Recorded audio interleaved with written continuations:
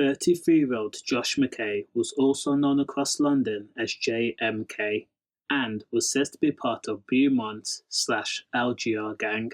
The dad to a young son had been captured taking his son to the Hollywood Cuts barbershop in Leighton at the height of summer, July 6th of last year.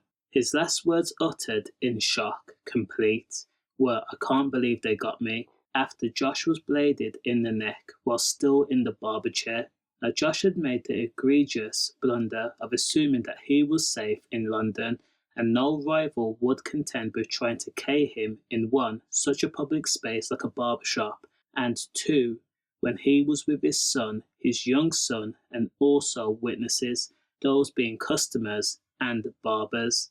Josh assumed that the gangsters would stick to the code of ethics and not approach when a dad is with his son. Now Josh and his son were regular customers of Hollywood Trims. It was a place Josh McKay had been a paying customer from school age. So cool was Josh and comfortable that he and the barbershop owner, Ray Esson, were considered friends. However, Josh McKay had rivals that had put their money into items like kitchen blades, Class A gear like H&M White and Studio Time. So invested were Josh's rivals in K-ing him that they recorded vocals and lyrics that told their intention of emming him, JMK, and praying for the day that he would run into JMK because it would be a bad day for him. Case in point, the song On Sight, and it was recorded by Tops. On the day of the M, July 6th, 30 minutes before the brutal M, Josh had been sitting in the barber chair, his face away from the entrance door. His son was sitting nearby. The East London father did not know that he had been spotted by 30-year-old Renee Bell.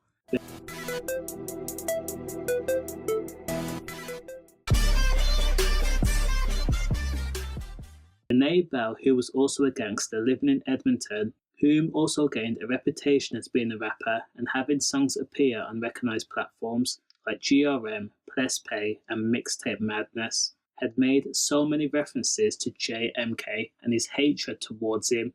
Renee Bell had rapped under the name Tops, and he had spotted Josh McKay, CCTV showed. Now Renee Bell was in the area close by Hollywood Cuts in Lethbridge, Leighton. He had got out of a car and then appeared to be walking on foot, walking across the entrance of the barbershop, but he did not go in. Instead, what Renee did was he placed a call to his girlfriend, 39-year-old n3ck Parker of Leighton. Renee had left the scene and then reappeared roughly 25 minutes later. What he did was the dealer/rapper/gangster had formulated a wicked plan to K Josh McKay right at that very moment after spotting him. In a span of 25 minutes, Renee got himself a long blade and also a balaclava. He was then taken back to the scene by n3ck Parker. Now, according to a witness, Debbie Osu, she says that she spotted a hooded man who was in a crouched position, holding something silver and long behind his back. As he crossed the road, it looked like that he was crouching while moving. She then noticed the man go right into the barbershop. As Debbie drove past the shop, she then heard the screams of men and children before the barbershop front glass broke. Debbie pulled over and witnessed Josh McKay staggering out of the shop, his top pressed over his shoulder, which was dripping with red. It was like somebody had soaked it and dyed that t-shirt red. Now Josh was described as screaming, saying, "I can't believe they got me," while his son was completely broken, crying, saying, "That's my dad." Now Josh was then said to have coughed out on losing it before collapsing on the street. Now, despite there being no cameras inside the shop, reports say that Josh was in the barber chair talking to Ray. The two men had discussed holiday plans to Jamaica when all of a sudden a bemused Renee Bell had sneaked through the shop entrance. Balaclava pulled over his face, but his dreads still distinctive through the mask. Renee had been clutching onto a blade, large in size. Now Tops threw himself into Josh, just as Josh McKay swiveled in the chair to see what the commotion was about. Initially, everyone thought it was a joke. However, Renee then pushed the blade right into Josh McKay's neck with such extreme force. His intent to K real and honest and truthful. His eyes open like saucers and wide and gleaming as the blade was pulled back out again. The wound was deep, gaping, and caused catastrophic damage. Again, Tops allegedly bladed Josh area the neck in front of his young son. In shock, Josh stood up, running on sheer adrenaline. As Renee went to blade Josh for a second time, JMK reached out with his hands in defense mode. The blade fell to the ground as the two men wrestled. Before Renee was able to flee the scene, Josh followed. Now, over a dozen calls were placed to emergency services 999. London Ambulance Service arrived on the scene, so did trauma doctors and so did the police, and also London Air Ambulance. And they battled to save Josh's life right there and then. Again, police officers and medical staff rushed to the shop and tried to save Josh McKay by using a scarf to stem the red, but he was unresponsive. Specialist medics then intervened, including a doctor that performed an emergency operation on the roadside. But again, Josh McKay was pronounced dead at a time of 3:53 p.m. on July 6th. Again, Renee Bell appeared to have an existing and severe hatred and hostility towards Josh McKay. These two guys were considered rivals because they were part of rival gangs, allegedly, and it came through in their music and street beef and gang disputes.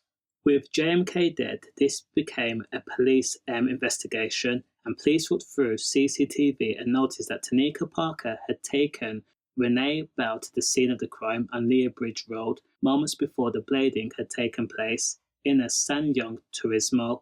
Phone records also showed that Tops had placed a call to 22-year-old Daniel Cooper after first walking past the Hollywood trim shop before returning with the mask and also the blade.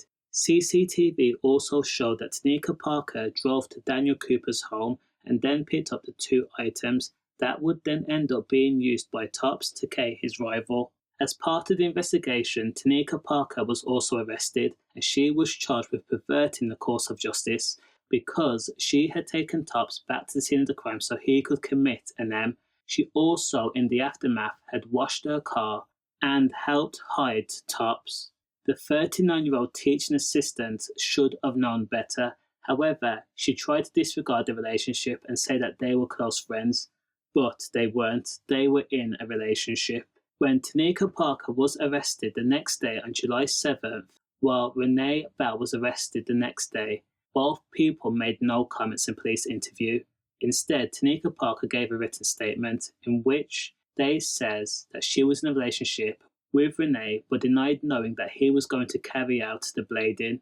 And again, Renee Bell answered no comment to all questions. Now, Renee Bell of Walthamstow and Tanika Parker, also of Walthamstow, also denied the M and also be in possession of a blade. You truly have to be heartless, cold and callous and without remorse in order to kill a rival in front of their young son in a barbershop full of people and then expect to get away with the crime. The trial is still ongoing, but condolences. Stay safe.